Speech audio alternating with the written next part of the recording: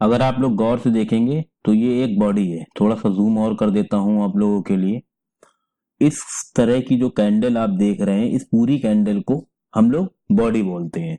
अब ये एक देखिए, दो मैंने एक सर्कल में बना हुआ है। एक रेड कलर की कैंडल है यहाँ पे और एक आपकी ये ग्रीन कलर की कैंडल है।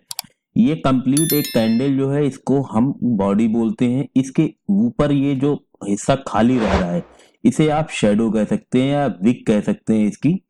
और इसी को, इसमें कई अलग अलग तरह के पैटर्न्स होते हैं कैंडल्स में। तो आज हम दो तरीके के पैटर्न्स को और उनका क्या इम्पैक्ट पड़ता है पूरे चार्ट्स पर, उसको डिस्कस करने वाले हैं। ये हमारी दूसरी क्लास है। फर्स्ट वीडियो अगर आप लोगों ने नहीं देखी है तो लिंक मैं उसका अपने डिस्क्रिप्शन बॉक्स में दे दूंगा।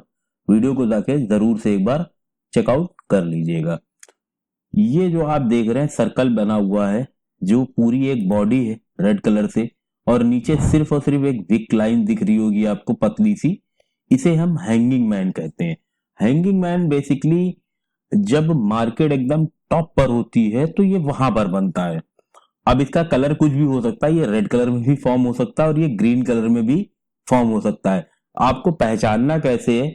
जो इसकी आपको ये कंप्लीट एक रेड कलर की बॉडी दिख रही है, इस बॉडी से जस्ट डबल या डबल से और ज्यादा जब इसकी ये विक लाइन आएगी, इस विक लाइन को जब ये ज्यादा होती है यानी डबल या डबल से ज्यादा, तो उसे हम आप हैंगिंग मैन समझिएगा। और ये बनेगा आपका जब मार्केट आपकी टॉप पर हो। और हैंगिंग मैन का काम क्या होता है? मार्केट को नीचे की तरफ मूव करने का। अगर आप देखें तो यहाँ पे एक ये बड़ी सी हैंगिंग मैन फॉर्म हुई, उसके बाद कैंडल एक रेड कलर की बनी और मार्केट तेजी के साथ क्रैश करके नीचे चला गया। इसी को हम हैंगिंग मैन कहते हैं। हैंगिंग मैन सिंपल सा मतलब है reversal pattern. Hanging man show करता है यहाँ पे अब एक अनुमान है कि मार्केट नीचे जाएगा और जो ट्रेंड था अभी तक अप ट्रेंड में, यहां से अब मार्केट डाउन ट्रेंड की तरफ चलने लगेगा। तो इसे रिवर्सल पैटर्न का कैंडलस्टिक कहा जाता है हैंगिंग मैन को। अब देखिए ये एक निफ्टी का चार्ट है, डेली टाइम फ्रेम पर लगा हुआ है। अब मैं इसको अगर जूम करता हूं तो यहां पर हम पहचानने की कोशिश करेंगे कि कहां पर हैंगिंग मैन बन रहा है। तो अगर आप देखेंगे तो सबसे पहला जो हैंगिंग मैन बना है वो ये बन रहा है। छोटी सी एक बॉडी है, उसके बाद सिर्फ और सिर्फ उसकी विक लाइन है या नेक लाइन आप कह लीजिए। इसे अगर देसी भाषा में कहूं तो छतरी भी समझ सकते हैं आप। अब ये जैसे ही फॉर्म हुआ, पैटर्न एक अप ट्रेंड में था, उसके बाद जैसे ही ये फॉर्म हुई कैंडल, उसके बाद डाउन ट्रेंड स्टार्ट हो गया। तो इसी तरह से और इसमें हम देखते हैं ये कहां पर बनता हुआ हमें दिख रहा है। इस जो कैंडल आपको दिख रही है, इसको आप हैंगिंग मैन नहीं कहेंगे। ये कैंडल को आप हैंगिंग मैन नहीं कहेंगे क्योंकि इसकी बॉडी से इसकी ये विक लाइन है वो ऑलमोस्ट बराबर है या थोड़ी सी ज्यादा है। हैंगिंग मैन की खासियत, जैसे मैंने पहले भी बताया, स्पेशलिटी उसकी यही है कि ये मार्केट के अप ट्रेंड में टॉप पर बनता है और वहां से मार्केट नीचे की तरफ लेके जाता है। इसे रिवर्सल साइन के रूप में देखा जाता है। चलिए अब हम दूसरी कैंडल की तरफ बढ़ते हैं, जिसको कहते हैं हम हैमर। हैमर सीधा मतलब है हथौड़ा। हैमर आप यूं समझिए कि जो आपका हैंगिंग मैन है उसका जस्ट अपोजिट। कलर का कोई मैटर नहीं है, वो रेड कलर में भी बन सकता है, ग्रीन कलर का भी बन सकता है। Colour doesn't matter.